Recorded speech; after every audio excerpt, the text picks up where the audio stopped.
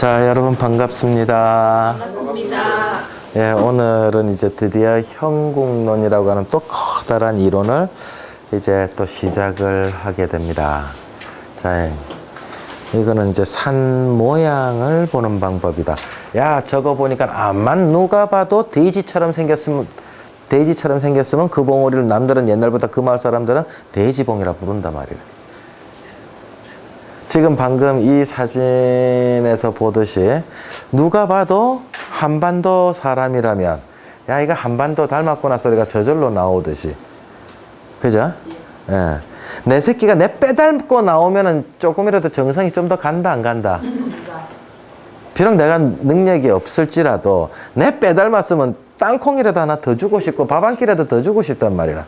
근데 내 하나도 안 닮았다 아무리 내 새끼지만, 와, 저거 DNA 검사해야 되나? 저 내 새끼 맞나? 그럼 그런 의구심이 들면은 밥 한 공기라도 주고 싶은 마음이 덜 든단 말이래. 그래서 우리나라는 마침 산이 많다 보니까 그 산 중에 지지리궁상산도 많지만 모양이 좀 반듯해서 동물 모양이나 꽃 모양이나 사람 모양이랑 비슷하면 거기에다가 이름을 붙이고, 그리고 가급적이면 좋은 이름을 붙여서 좋은 산 기운이 우리 마을로 내려오게 해줬으면 좋겠다 하는 그런 정서에서 이 형국론이 만들어져요. 그러면 호랑이 산 모양도 있어요. 독수리 산 모양도 있어요. 네 발 달린 짐승 중에 개도 있고요. 소도 있고 다 있는데 캥거루는 있다 없다? 캥거루는 없단 말이라. 코뿔 수 없어요. 이 형국에. 우리나라에서 우리 인간들이 한반도에서 사는 사람들이 저그들 눈으로 본 거 대신에 용봉황은 없는 데도 있죠. 이제 전설 따라 삼천리에서 하도 들어와 가지고 상상의 동물은 그 몇 가지 빼고는 자기가 직접 본 거에 한해서 형국들이 만들어져요. 이해되죠? 그럼 결국에는 풍수도 무엇을 벗어날 수 없다? 땅이었잖아요. 그죠? 예. 그러니까 풍수지리도 뭐를 벗어날 수 없다? 이걸 벗어날 수 없다. 풍토를. 자기가 태어난 환경이 사막이냐, 자기가 태어난 환경이 숲속이냐에 따라서 그 사람들 마인드가 달라지고 만들어지는 문화가 달라지고 거기서 만들어지는 종교가 달라진다. 거기서 민족성이 또 달라지게 되는 거예요. 발달하는 학문의 종류도 달라지더라 이거지. 그래서 산이 많은 곳에서는 뭐가 발달한다고요? 풍수에서도요. 산이 많은 동네에서는 눈으로 보는 풍수 이론이 발달하고요. 산이 없는 평야지대에서는 뭐 주산이 어디 있고 다 평야인데 정출맥이 어디 있고 비나 안 비지. 그러니까 할 수 없이 뭐가 발달해요? 나침판으로 보는 풍수 이론이 발달한다 이거지. 그래서 이놈이 무지무지 중요하다 이놈이. 웬만한 모든 이론은 이거를 벗어날 수 없다. 알프스에 살았기 때문에, 알프스 고지대에 살았기 때문에 생기는 거, 저지대에 살았기 때문에 생기는 거. 이것이 더욱더 그렇죠. 제가 종교 이야기 해드린 적 있어요? 물론 이 학문이 종교하고 상관없다고는 제가 참 말씀드렸어요. 잠시, 그러니까 학문적으로 종교를 접근합시다. 학문적으로. 예? 뭐, 오 하느님 내 것만이 이제 온니 하느님 이렇게만 생각하지 말고, 온니 부처님 생각하지 말고 학문적으로 접근하자.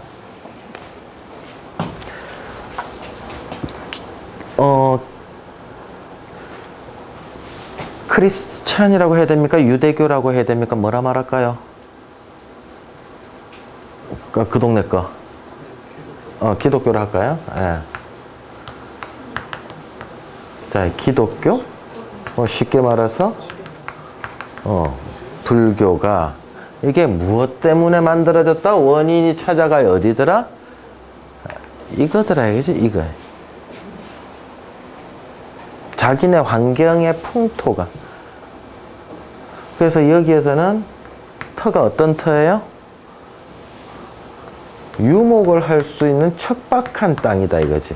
농사가 안 되는 땅이다. 척박한 땅. 신앙적으로 믿음 가지고 접근하지 맙시다. 학문적으로 접근합시다. 척박한 땅이다. 농사가 안 되는 땅이다. 농사가 안 되는 땅이다.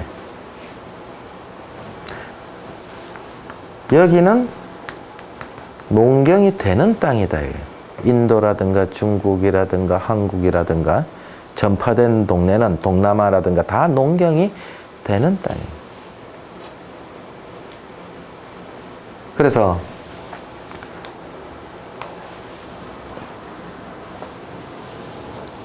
먹고 살 때거리가 농사가 안 지어지니까 이 사람들은 양을 데리고 소나 뭐 이런 것들 말을 데리고 풀이 자라는 곳을 그 다음을 찾아가서 또 먹여야 됩니다.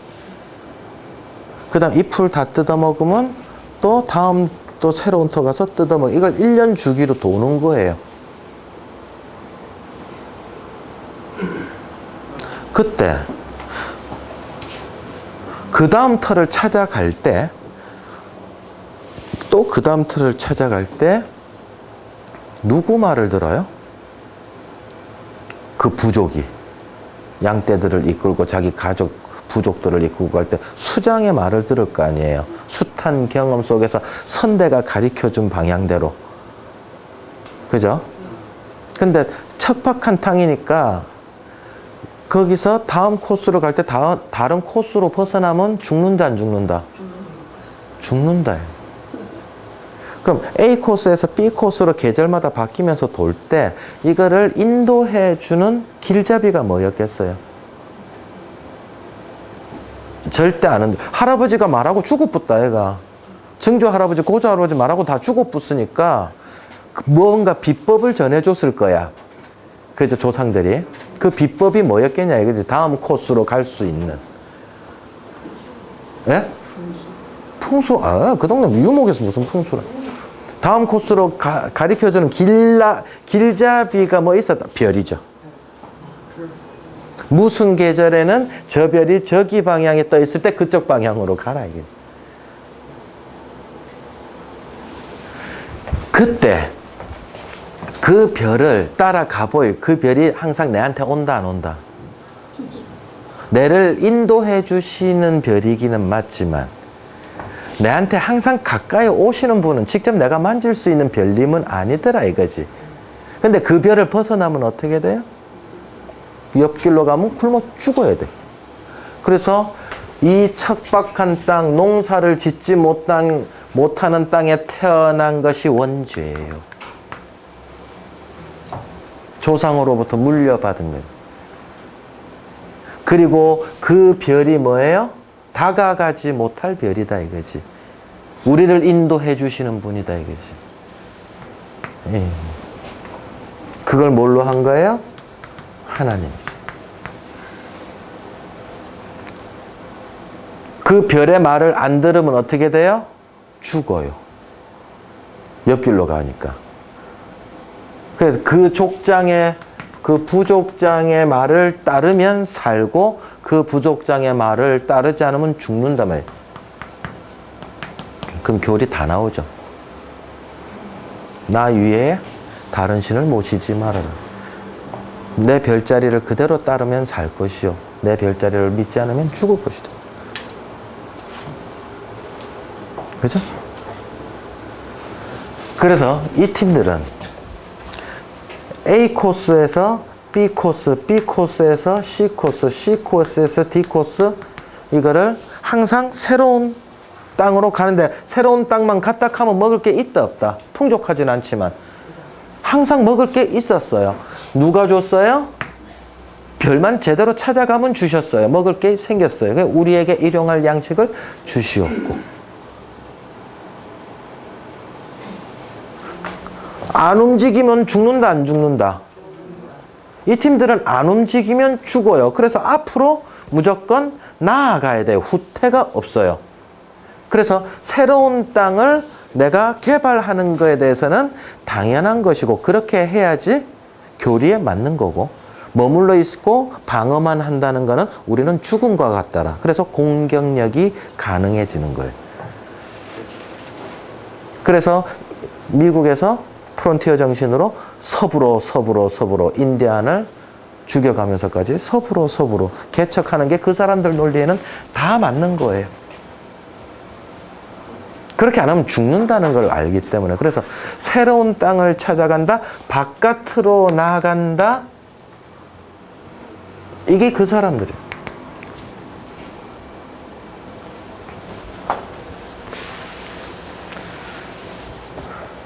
농경 같은 경우에는요, 그 땅이 어때야 돼요? 그러니까 지금 이 땅을 황폐화 시켜도 돼요, 안 돼요? 이 땅은 황폐화 시킬 수밖에 없어서 지금 이 땅을.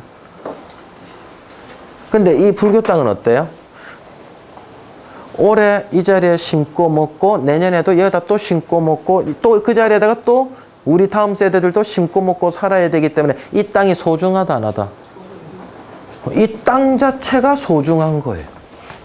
이 땅을 함부로 할 수 없는 거예요. 대를 위해서 내 후손들이 먹고 살아야 되기 때문에. 그리고 땅이 고정된 땅이다 보니까 움직일 일이 별로 없죠. 그래서 집하고 그 다음에 농경지하고 어떤 생활 패턴을 가져요? 아침에 나가서 밤에 들어오고 아침에 나가서 밤에 들어오고 아침에 들어가서 밤에 들어오는데 이때 쉬는 곳이 어디예요? 집이에요. 돌아오는 곳이 돌아오는 곳이 쉬는 곳이에요. 안식처예요. 거기가.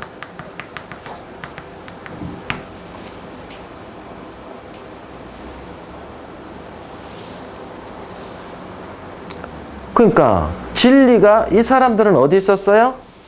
내가 갖지 못할 하늘의 바깥 세계에 있었고 이 사람은 안식처 쉬고 내가 모든 걸 다 긴장을 풀 수 있는 게 어디 있었어요? 집에 있었단 말이에요. 그러니까 이 사람들은 진리가 어디에 있다고 보는 거예요? 돌아 들어와서 다시 제자리다 이거지. 뭐예요? 사람 마음 속에 본성의 진리가 있다 이러고 나오는 거죠.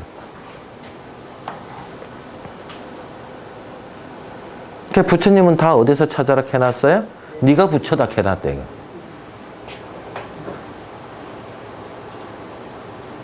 그래서 이 팀들은 안으로 들어오는 게 목적이고 이 사람은 바깥으로 튀 나가는 게 목적이라.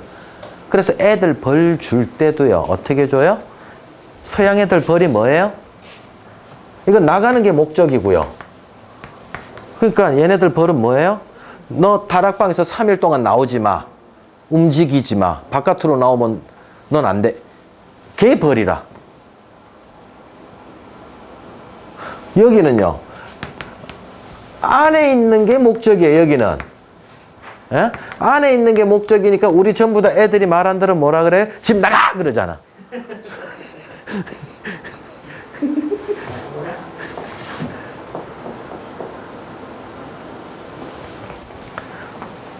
물론 이 종교가 이제 꼭 풍토뿐만이 아니고요. 뭐를 기저에 깔고 있느냐 그러면 두려움이거든요.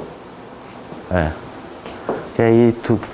이것과 이것이 이제 결합돼서 이제 스타일대로 다른 종교들이 지역별로 만들어지게 된 것. 저는 그래 봐요. 학술적으로. 예. 이게 됐다 중요한 거다. 이게 됐다 중요한 거. 제가 그때 석굴암 이야기할 때 이야기했죠. 석굴암이 왜 그렇게 문화유산까지 됐다고요? 우리나라에는 화강암이 많아서 화강암으로 조각을 했는데 그 단단한 화강암으로 이렇게 정밀하게 조각해낸 거는 한국밖에 없다.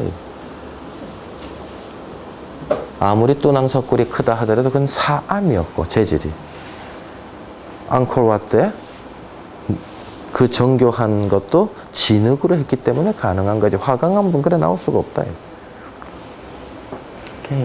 항상 생각할 때, 그러니까 자연과학과 인문과학을 생각할 때 뭘 빼놓을 수 없어요? 풍토를 빼놓을 수 없다. 그래서 제가 자주 보는 게 뭐예요? 내셔널 지오그래픽 채널. 네. 우리가 이제 자연과학, 인문과학, 또 나오는데, 자연과학이다, 인문과학이다. 그럼 이거 우리는 생각하는 게 뭐예요? 이과. 인문과학은 문과. 이제 이래 생각해요. 그러면 이제 인문과학 찾아보면 국어사전에 보면 정치, 경제, 사회, 문화에 관련되어서 뭐 어쩌고저쩌고 막 그런 학문이 다 적어놨어요. 자연과학은 자연현상에 관계돼서 푸는 이제 과학을 자연과학이라 한다. 자, 문제 냅니다. 종교학은 어디에 들어갈까요? 여기에요, 여기에요. 종교학.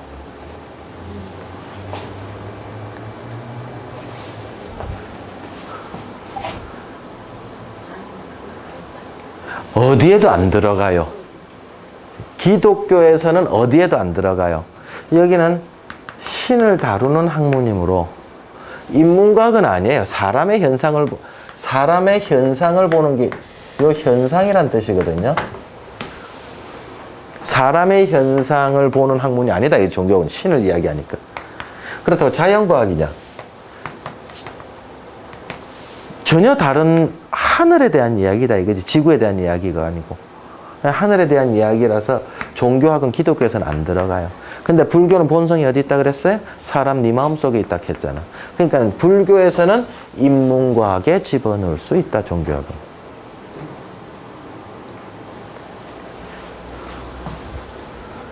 이것만 갖고도 이야기할 거 뒷다 많죠. 두려움 이 한 글자만 갖고도. 예.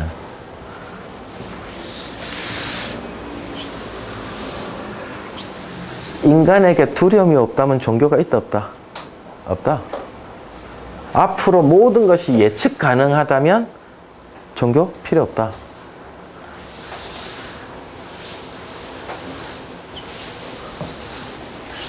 어쨌든 그런 풍토 속에서 풍수도 만들어졌다는 거예요. 풍토 속에서.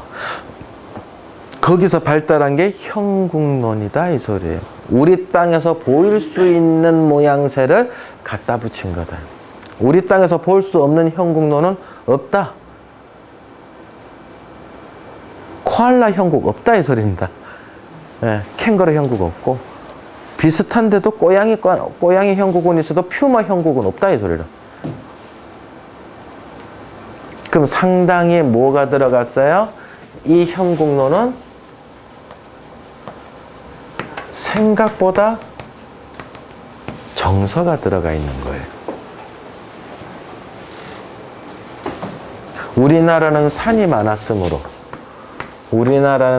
많았으므로 거기서 홍수도 일어나고 먹고 살 것들 떼거리도 나오고 산에서. 그러니까는 산악 숭배 사상이 나오게 되죠. 우리보다 크니까. 한반도 같은 경우에는 이런 산악 숭배 사상이 만들어지더라. 그러다 보니까 거기서 한 줄기 더 나가서 뭐예요? 야, 산 기운도 있구나.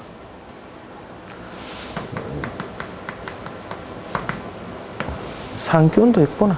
음침한 데 가가지고 햇빛도 안 들고 음침한 데 가서 하룻밤 누자니까네 병이 걸리고 양지 바른 곳에서 자니까네 병이 안 걸리고 뭐 그런 식으로.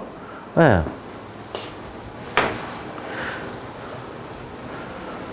그게 결국에는 풍수에서 형국론까지 만들어냈는데 그 기저에는 뭐가? 정서라고 하는 게 꽉 있는 상황이다. 그래서 한국의 정서를 갖고 산을 바라보면 이해가 돼요. 서양과학의 눈을 가지고 바라보면 잘 안 보여요. 형국론이. 제일 배우기 어려운 게 형국론이다. 이래 볼 수도 있고 저래 볼 수도 있고 한데 근데 여기에 단점이 커다란 단점이 벌써 제가 말할 때 내포돼 있죠. 정서로 접근했다는 거. 자, 소다. 그러면 혈자리가 어디다? 위장에 해당하는 부분이다. 소 모양 전체를 봤을 때 위장이다. 이게. 왜? 소는 대세김질을 많이 하는 위장이고 그게 항상 활동하고 있고 거기는 항상 먹을 것이 있었으므로 위장이 혈자리요. 그 다음에 플러스 소는 한 번 새끼 낳을 때 한 마리밖에 못 낳으므로 이거는 자손 번창은 안 된다 이거지. 자손 번창은. 그럼 거북이다. 이건 알을 많으니까 바로 뭐예요? 이건 다산을 상징한단 말이에요. 다산을. 이런 식으로 거북이가 가지고 있는 행태, 소가 가지고 있는 행태에 따라서 기륭화복을 갖다 붙여버린 거다 이거지. 그럼 서양 사람들 입장에서는 반론이 어떻게 나와요? 아이, 산이 소 닮았다고 소처럼 사나? 산이 거북이처럼 생겼다고 거북이처럼 사나? 그 말도 안 되는 소리하고 앉아있어. 그게 논리적으로 그게 맞는 말이가? 라고 반박을 한다 이거지. 근데도 속으로는 또 뭐예요? 내 새끼 닮은 놈 떡 하나 더 준다 안 준다? 결국에는 그래도 논리는 안 맞아도 정서적으로 내 새끼 닮으면 떡 하나 더 주잖아. 그래서 이것 때문에 이 정서적인 부분이 있다 보니까 형국론이 비판받는 커다란 이유예요. 봉황이 어디 있나? 봉황 갖다 대놓고 이야기해봐라. 봉황 없는데 봉황이라 해서고 말이야. 그죠? 예.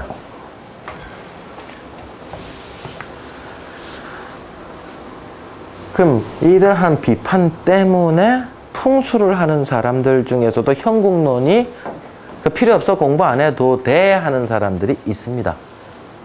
많습니다. 근데 형국론, 자, 그럼 여기에는 거기에 깔린 게 뭐냐면요. 형국론을 비판하는 풍수사들 중에는 중요한 거는 형국론이 자기 눈에는 안 보이기 때문에 비판하는 경우가 태반이다. 자기는 형국론이 아무리 봐도 안 보이는 거예요. 제 말 이해됩니까? 네.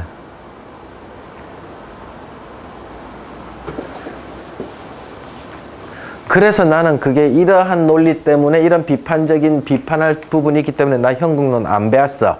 그래서 나 형국론 몰라 하면 차라리 깨끗하지. 근데 그것도 아니고 말이야. 툭 하면 또 형국론 강의할 때 말은 꺼내면서도 알고 보면 형국론 또 부정한다는 소리하고 또 막 있다니까. 예. 근데 이게 뭐예요?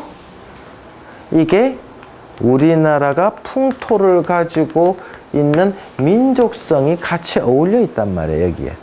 풍토 속에서 살아온 게 어울려 있다 보니까 이것이 곧 뭐예요? 우리 조상들이 그대로 활용해서 우리 문화재에 남겨져 있더라 이거지. 사찰을 봐도 형국론으로 풀어야지 풀리고요. 서원을 봐도 풀리는 게 많고요. 경복궁 궁궐 답사를 가도 왜 그게 거기 있는지 풀리고요. 왜 탑이 저 자리에 있는지 풀리고 왜 문양이 저런 꽃 문양을 저기다가 박아놨는지 풀리더라 이게. 그래서 문화재를 풀겠다고 한다면 형국론이 필수가 된다. 나 문화재 안 풀겠다고 한다면 이거 필수가 아니고 선택이에요. 해도 되고 안 해도 돼요.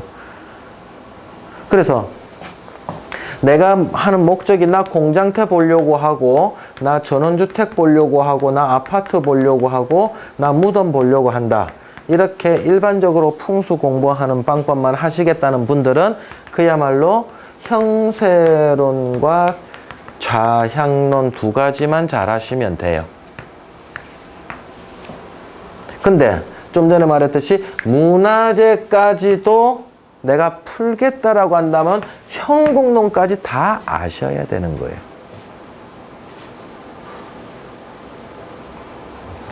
여러분들은 누구보다도 강한 칼을 또 하나 이제 갖게 된다.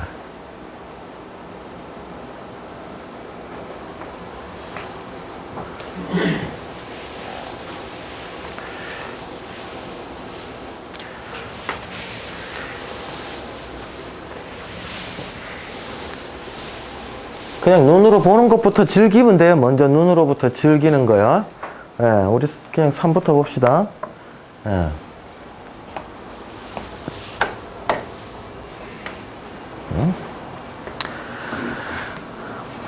자, 서남마을입니다. 강원도 영월군에 있습니다.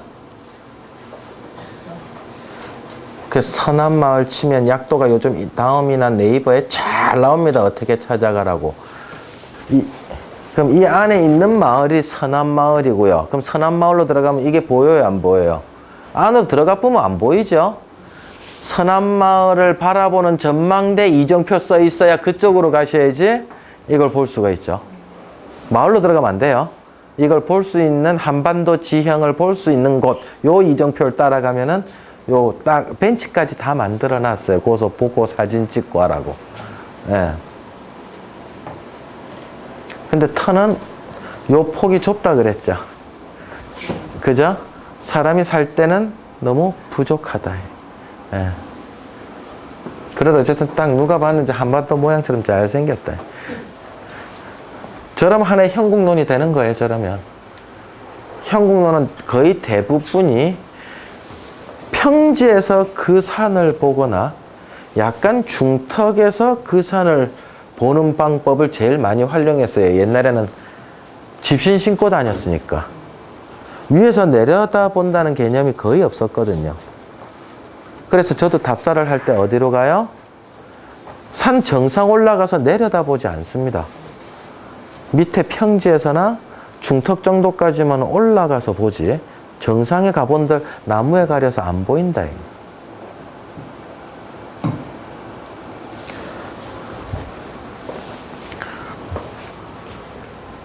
요거는 이제 아예 위에서 본 거죠. 예. 호랑이 모양으로. 요건 제가 국토 풍수할 때 한번 첫 시간에인가 두째 시간에 말씀드렸어요. 우리나라를 토끼 모양으로 볼 거냐, 호랑이 모양으로 볼 거냐. 평면도로 보는 것도 현궁론 중에 하나다. 위에서 바로 내려다 보는 거예요. 많이 활용하진 않았다. 작은 터들은 이제 그래 볼 수도 있다. 반월성이라고 제가 이야기한 적 있죠? 예. 반월성도 역시 이렇게 반달처럼 생겼으므로 저 반달 아니라고 우기면 그만하이가 바가지락 하면 그만하이가. 근데 바가지라고 이야기하는 것보단 그래도 하늘에 떠 있는 커다란 달이라고 표현을 해가 그게 보름달로 간다라고 확장해서 가는 게 자기들한테 좀 더 유리하니까. 예.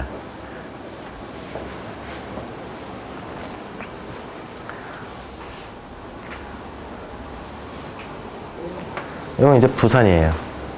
옛날 지도예요. 예, 부산항인데 어딘가 부산이 있다 이거지. 얘가 동네고요. 여기가 부산이다. 요 자성대고요. 요게 자성대고요. 수영 이쪽이 이제 수영 이제 좌수영이고 좌수영 우 뭐 이런 거 있잖아요. 예. 그다음 왜 좌수영이라 해요? 왜 좌예요? 우수영이 아니고? 항상 어떻게 본다? 좌우.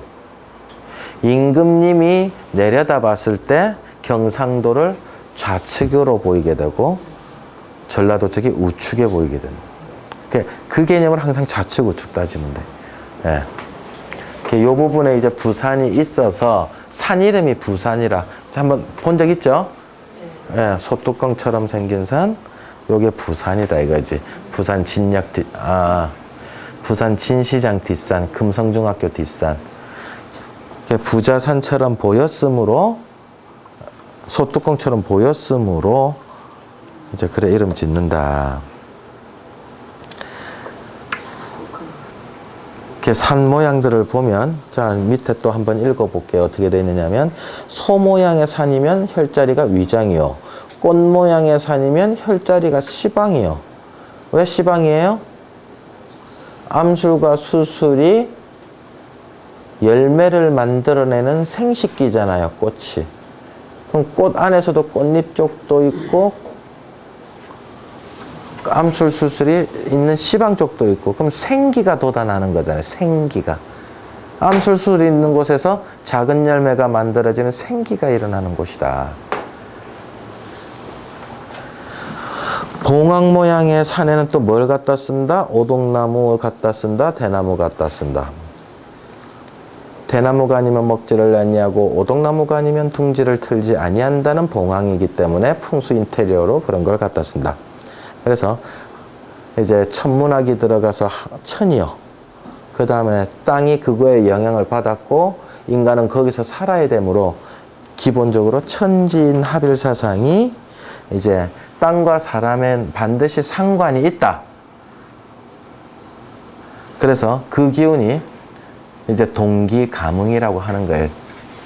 소 속에서 살면 소같이 되고, 봉황 속에서 살면 봉황처럼 되고, 그게 이제 같은 기운에 서로 응한다라고 하는 동기가뭉이에요.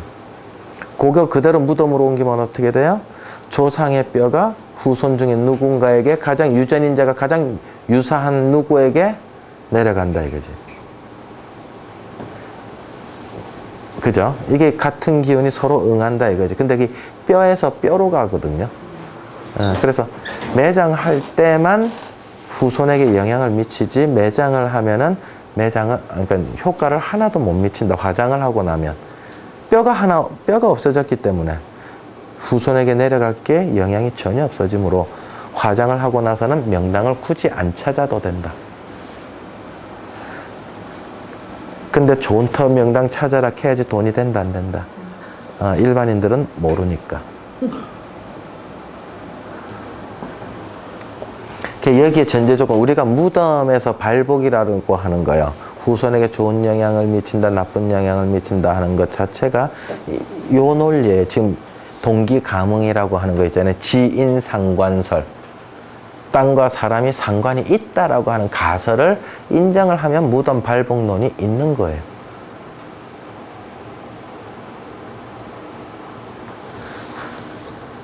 근데 여기는 뭐가? 그러니까는 정서도 같이 포함되어 있다라는 걸 아셔야 된다. 억수로 또 간단한 것도 한번 볼게요.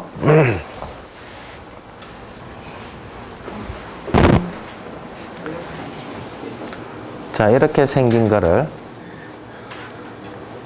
그 동네에서는 뭐라고 부르느냐? 붓끝처럼 생겼다고 해서 필봉이라고 불러요. 이제 붓필자 있잖아요. 예, 붓필자를 써서 이제 필봉이라고 한다. 뾰족하게 균형을 잡혀서, 예, 아예 요래 생긴 산이면 요 필봉이라 한다. 예. 근데 이렇게 왔는데 좀 이래 뭉개진 필봉이 있잖아요. 예? 이건 반듯한 거고, 요거는 한번 좀 짓눌리고 약간 투박하죠. 요거는 그야말로 대문장가가 난다는 뜻인데, 요거는 뭉툭하고 좀 앞이 찌그러졌잖아요. 그럼 요거는 그림 그리는 환필봉이에요. 그림 환자예요.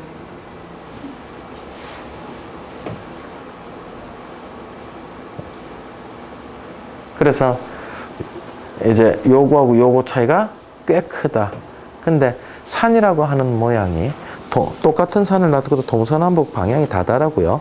여기서 볼 때와 여기서 볼 때 당연히 다르지만 요거와 요거 사이에서도 보는 것도 달라요. 100m만 움직여도 다른 모양으로 보이는 게 숱해요. 그러면 이 산이 똑같은 산이라도 이렇게 보이는 마을에서는, 어떤 산이 우리 A 마을에서는 이렇게 보이면 문장가가 그 마을에서 난다고 보고, 그 한 몇백 메다 떨어진 B 마을에서는 똑같은 산을 요렇게 보이면 그 동네에서는 그림 그리는 사람들이 많이 난다. 이제 이러고 정서적으로 갖다 붙이는 거예요.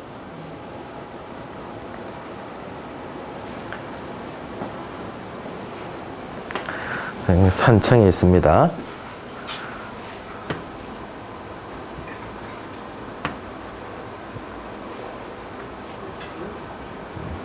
한번 본 적 있죠? 예. 미녀봉이라고요. 두 번,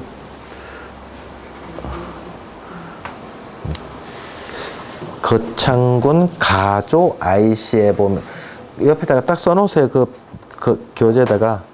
미녀봉 경남 거창군 가조 IC. 가조 IC가 어디 있느냐 하면 88고속도로 있잖아요. 해인사 IC하고 거창 IC하고 중간에 있습니다. 그 IC에 딱 그냥 내려갖고 이렇게 한 바퀴 눈 딱 휘둘러 보면 있어요. 거기엔 또 비계산도 있거든요. 날아가는 닭 모양이다. 이제 날비자에 닭개자를 써서 이제 새가 날아가는 것처럼, 닭이 날아가는 것처럼 빈다 이거지. 그럼 새는 새인데 왜 닭이다? 벼슬이 있으면 닭이다. 근데 벼슬이 중앙에 있는 게 이렇게 딱 있는 게 독수리도 그렇거든요. 영취산처럼. 근데 몸통이 어당통 몸통이 닭 같으면 거의 닭이라. 웅장하고 날개가 제대로 펴져 있으면 독수리고.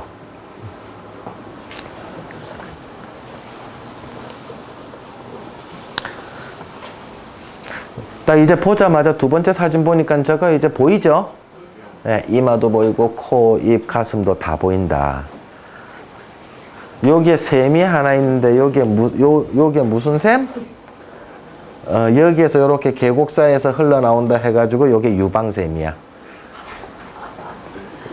그 내가 지어놓은 게 아니고요. 요 지금 흰 글씨 보입니까? 요 흰 글씨? 요 흰 글씨가 유방샘 요래 적어놨어요. 그 다음에 이쪽이 뭐다? 음기마을이에요.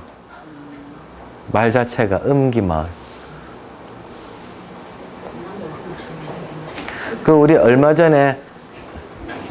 우리 얼마 전에 찢어진 산 하나 본 거 기억납니까? 예? 막 흘러내린다고 하는 그 나쁜 산 있잖아요. 요 산 옆이에요. 요쯤이에요. 이쪽 째졌죠? 예. 그래서 그게 훨씬 심하지요. 이거는 내려오다가 그래도 벌리면서 내려오잖아요. 벌리면서 내려오니까 그나마 좀 나은 편인데 저쪽 거 저번에 봤던 거 완전 갈기갈기 찢어서 내려오잖아요.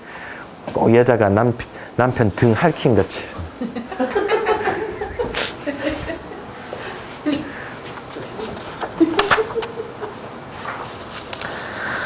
자, 그래서 아까 말씀드렸습니다. 뒷페이지 넘어가서요.